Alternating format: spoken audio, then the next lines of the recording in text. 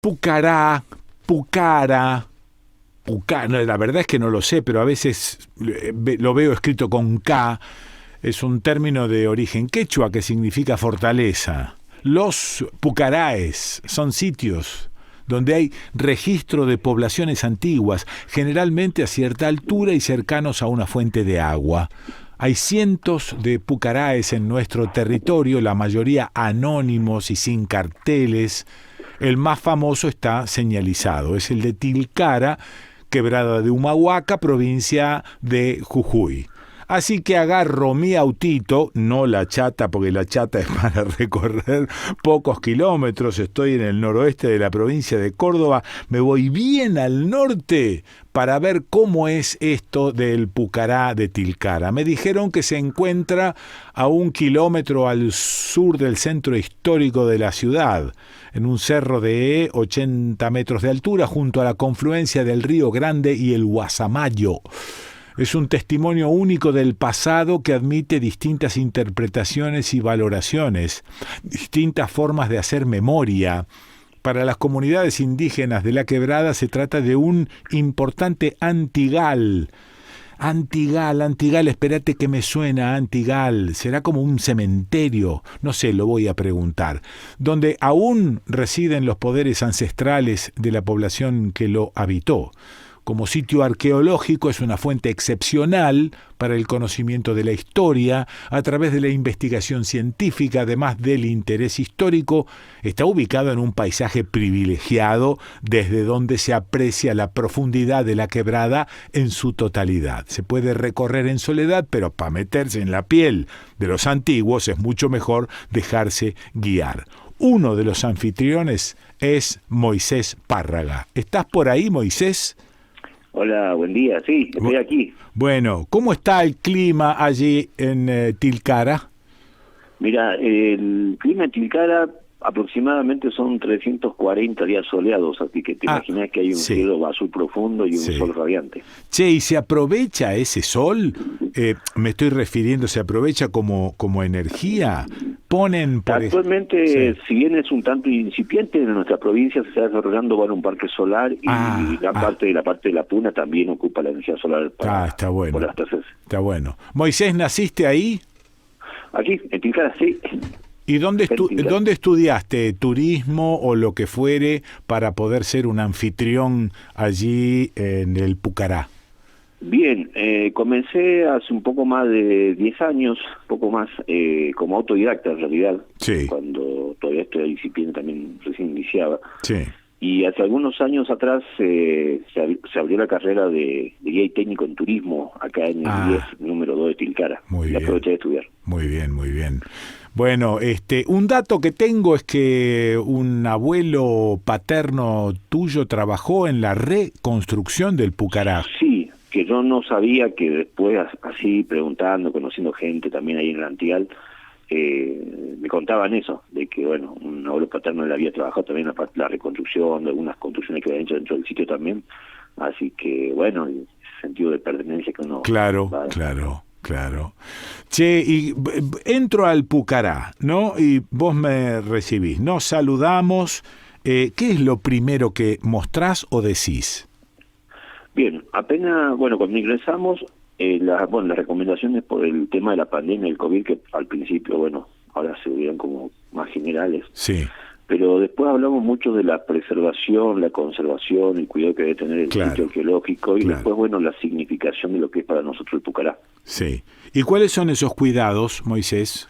Bueno, actualmente se busca, hay una delimitación de caminos para poder preservar el sitio, la permanencia que uno puede tener, digamos, en el sitio arqueológico también, que antes era un poco más restringida, que ahora con la apertura ya es mucho más amplia. Claro. Y después, esto de las duraciones, de cuánto el recorrido, siempre se recomienda llevar agua, sendero, por el calor, porque es bastante intenso. Claro.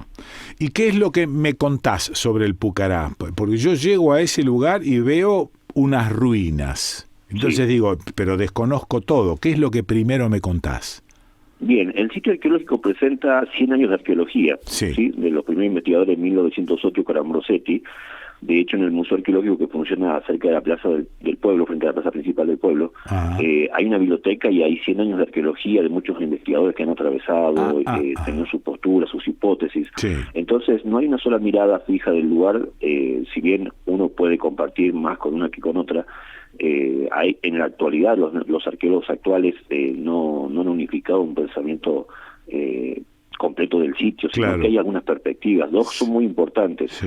Una presentan el sitio como una fortificación, como una fortaleza, en algún momento de una sequía entre el año 1000 y 1100, y la otra postura habla de las inundaciones que se dan cada 30 o 40 años acá en la parte baja de la quebrada, que han afectado a Tilcara hace 5 años la última inundación, y que eso habría obligado en algún momento a los pueblos antiguos a ir a vivir a lugares más altos, más elevados, con lo que le decimos hoy nosotros pucaras. Quiere decir que puede ser un asentamiento de emergencia. Podría haber sido o una fortificación ante posibles invasiones de otros pueblos en una época de sequía, hace 1000 años, y la otra hipótesis establece esto, de que las inundaciones que se dan en Tilcara cada 30 o 40 años, que nos afectan hasta hoy inclusive, que de hecho en nuestro pueblo Tilcara se conoce como la capital arqueológica de la provincia de Jujuy, porque debajo de nuestro pueblo hay un pueblo más antiguo.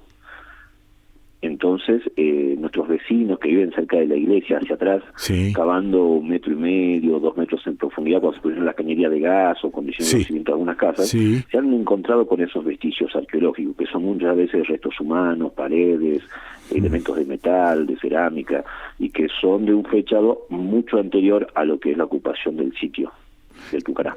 Hace un rato dije la palabra Antigal. ¿Qué es un Antigal? Antigal es el lugar de los antiguos. Que desde mi parecer es un término que es muy nuestro y que identifica muy bien ese lugar, porque es el lugar de nuestros antepasados, nuestros antiguos. No, yo dije puede ser un cementerio, pero ¿el Pucará tiene un lugar donde enterraban a sus muertos?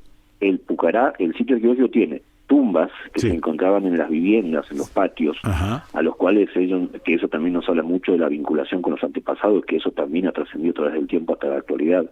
Y tiene un lugar en común que los arqueólogos denominaron necrópolis, la ciudad de los muertos, que es un cementerio donde se han encontrado un centenar de cistas. Las cistas son unos pozos en la tierra de boca circular que están generalmente revestidos con piedras, y donde los antiguos introducían a sus muertos y los acompañaban con ofrendas, alimentos, bebidas, herramientas, instrumentos musicales, y que nos muestra que se dedicaba gran parte de lo que se producía a esos antiguos, pero que también tenía una vinculación constante. En el mundo andino la muerte no es el final, solamente la continuidad, y nos habla de esta vinculación tan fuerte que hay con los antepasados. Claro, Moisés, y la gente cuando entra y vos le vas contando algunas cosas, ¿se impresionan en general? ¿Les pasa desapercibido? ¿Lo miran como una curiosidad más? ¿Cómo reaccionan?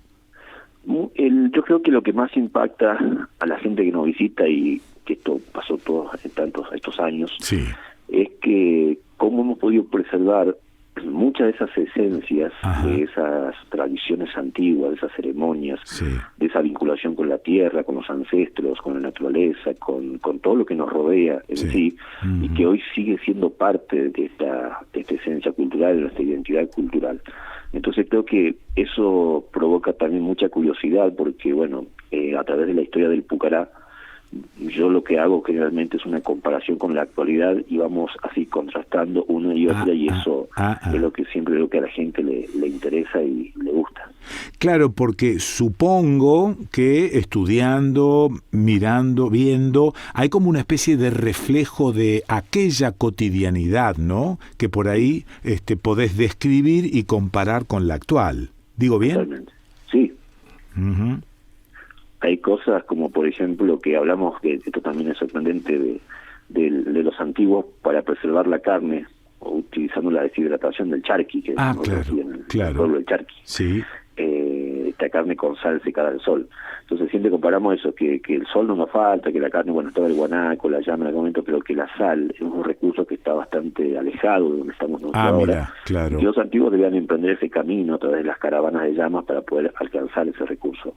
Y después el intercambio y la reciprocidad entre los pueblos, porque bueno, así como en la quebrada es tan conocida y hay alrededor de 170 variedades de papas registradas, más de 50 variedades de maíces, Entonces, cómo los recursos de la quebrada eran necesarios en la puna y viceversa, y esa reciprocidad que existió entre los pueblos antiguos. Entonces, comparando con que hoy quizás uno para tener sal va al negocio de la esquina y la puede comprar y muchas veces la tengo que buscar en la cocina, y nadie se quiere levantar de la mesa para ir a buscar la sal y entonces esas comparaciones también. Sí, sí. Sí, a veces digo, ¿cómo sería ahora un poco más general la cosa, ¿no? Pero ¿cómo sería un mapa no de países, sino de regiones? Y allí yo tengo la sensación de que no habría una frontera, por ejemplo, con Bolivia, que la cosa es muy parecida en función de los ancestros, quizá, pero que habría una región allí que involucraría parte de la provincia de Jujuy, parte del sur de Bolivia. ¿Digo bien?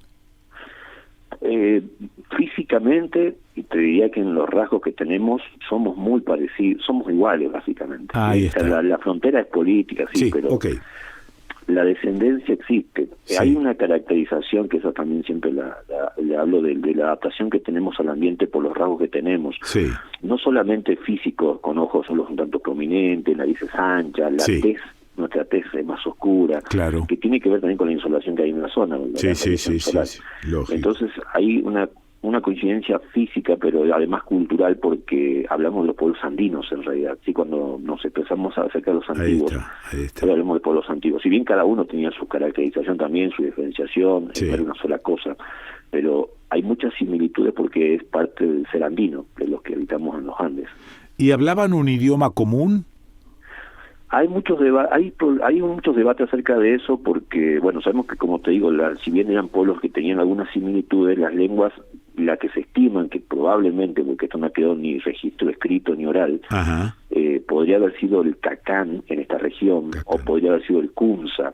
El cacán se comparte con los pueblos que a veces son muy conocidos por ser parte de los diaguitas hacia el sur, lo que es parte de Tucumán, Salta. Y el kunza más para la parte de Atacama, la parte de Chile, y como la Quebrada Humahuaca ha sido siempre una zona de transición, un corredor natural que conecta estas dos regiones, la Puna con los Valles Bajos, Bolivia con Argentina, se piensa que probablemente podrían haber hablado una lengua como el cacán o el kunza, que no se sabe a ciencia cierta, digamos, pero lo que se estima es que el quechua llega a partir del momento incaico, que ese periodo comienza posteriormente en el siglo XV recién.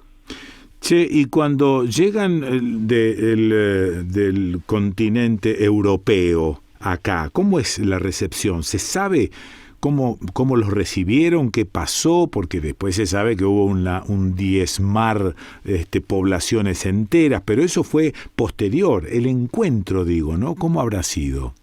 Bien, hay también, como sucede, que te estaba comentando recién, hay cosas que sucedieron a partir del momento incaico, que es el periodo anterior a la llegada de los españoles. Hablamos de que hubo dos procesos de expansión muy importantes. El primero fue el incaico dentro de nuestro continente y posteriormente la llegada de los españoles, hasta donde sabemos, obviamente, siempre esta investigación y la arqueología es muy dinámica. Y sabemos que el Inca, cuando avanzaba sobre los pueblos antiguos, en muchos casos buscaba la alianza, tenía su forma de aliarse con otros pueblos, pero había momentos donde no lo pudo hacer. Como cualquier cultura del mundo en realidad. Claro. Entonces, con algunos pueblos había establecido alianza, como los Tilcaras, que eran nuestros antepasados que habían habitado ahí en el Pucará de Tilcara, pero hay otros sitios que son muy cercanos, te podría decir que uno enfrente inclusive, tiene indicios de que cuando el Inca llega hay un sometimiento, hay una violencia sobre esos pueblos. Claro. Entonces, lo que hoy entendemos es que los pueblos antiguos, tras los españoles, también tenían sus conflictos, tenían pueblos que estaban de acuerdo con el Inca y otros pueblos que no. Entonces sabemos que hay unos pueblos que cuando llegan los españoles lo ven como una alternativa a un proceso violento.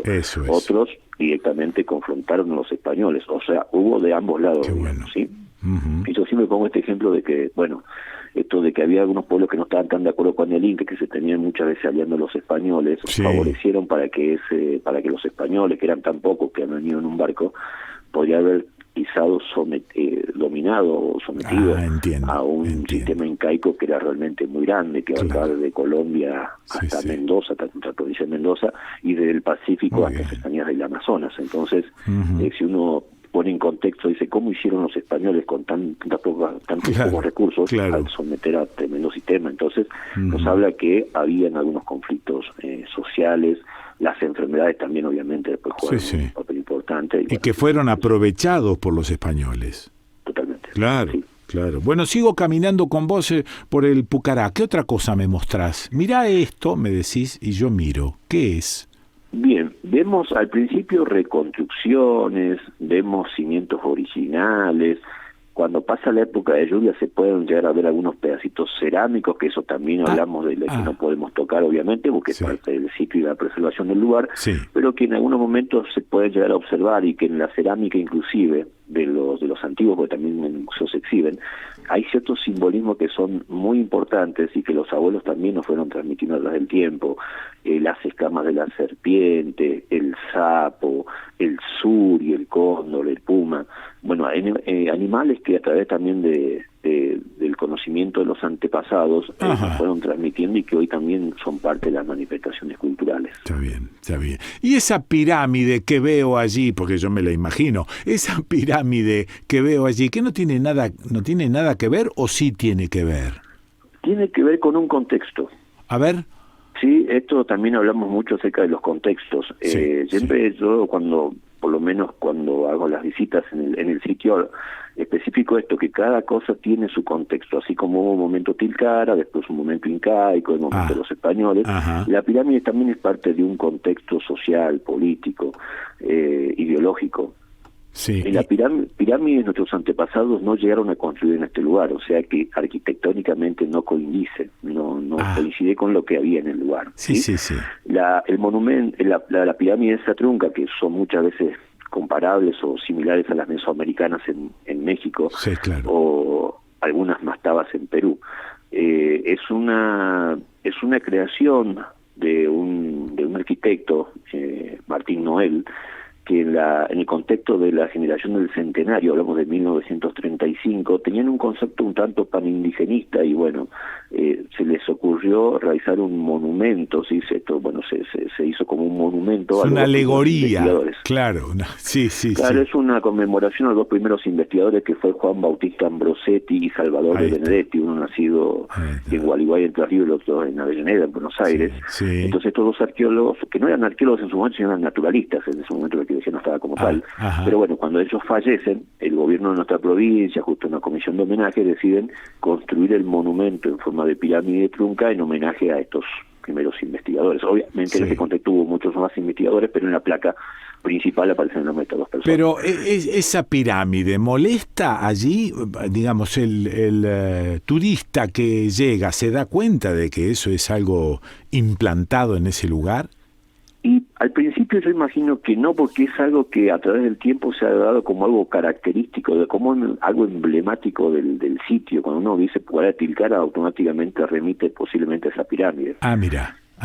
Uno imagina el Pucará y ve la pirámide, y mucha gente y muchos jóvenes y niños llegan pensando llegan con esta idea de que habían pirámides en este lugar, ¿sí? Por un lado, al principio, y después cuando se le aclara que no es una pirámide antigua, sino que es parte de un monumento, lo que me pasó a mí también, no es que esto le pasó así, sí molesta un poco, porque uno quizás dice, pero se podría haber hecho otra cosa. Pero seguramente, o en otro lugar. Que está en la placa frontal, en la placa principal donde aparecen los nombres de los investigadores, hay una leyenda muy particular que dice: de entre las cenizas milenarias de un pueblo muerto exhumaron las culturas aborígenes, dando eco al silencio. Entonces hablan de cómo en ese contexto de 1935 muchas veces se consideraba que nuestros pueblos ya habían muerto, habían desaparecido completamente, sin dejar ningún tipo de descendencia. Bueno, hoy sabemos a través de nuestro deporte y la cultura que eso no ha sido así. Bien, entonces cuando aclaramos esto, uno dice, bueno, le metamos una bomba al monumento, lo tenemos, y aquí no pasó nada. Y ahí explico que que lo de la pirámide, su leyenda, es parte del contexto de 1935, de un momento específico de nuestra historia. Podemos estar de acuerdo o no en el pensamiento, pero no deja de ser parte de nuestra historia, que no la podemos borrar. Bien, entonces les aclaro que bueno, que todos esos pensamientos, esas cosas nos invitan a aprender acerca de cómo se pensaron en ciertos contextos, pero también al mismo tiempo cómo resignificar eso y cómo ese pensamiento se ha ido modificando y se ha ido cambiando. Yo le digo a veces, si tendríamos que destruir todos los monumentos que uno considere que están mal hechos en nuestro país, imagínense, nos quedamos sin monumentos. Sí, Entonces lo que hacemos hoy es eso, resignificar y contextualizar en qué momento se hizo y aprender a partir de esos pensamientos. Moisés Párraga, gracias por este paseo, por esta descripción. Bueno, seguramente aquel que está escuchando, bueno, estará ahora con un poco más de intriga sobre el Pucará y Sí. claro, y te irá a buscar a ese sitio. Así que, muy bien, gracias. Bueno, contar para cerrar esto del pueblo moto que te contaba de la leyenda, decir que aún nosotros en nuestra tierra celebramos la Pachamama, en noviembre esperamos la llegada de nuestros muertos, de nuestros difuntos, tocamos el Sikus, en carnaval le devolvemos a la tierra lo que hemos cosechado, y hay un montón de simbolismos que aún hoy se pertenecen y cosas que se están resignificando y que se están recobrando, como el uso de harinas ancestrales, de quinoa, de maíz morado, de maíz tostado. Entonces son cosas que nosotros aún estamos practicando y muchas veces volviendo a utilizar. Qué bárbaro. Gracias. Así que invitarle a todos para que lleguen. Dale, sí, entusiasmado. Che, Moisés, bueno, te agradezco muchísimo este paseíto, te mando un abrazo grandote. Muchísimas gracias, que tenga buen día y muchas gracias por llamar. Bueno, lo escuchaste, sí, a Moisés Párraga. Así que ahora agarro mi autito y me vuelvo a mi casita. Sí, Pucará de Tilcara. ¿No te dan ganas de ir? Sí, ¿a través de dónde lo escuchaste? Lo escuchaste por el desconcierto.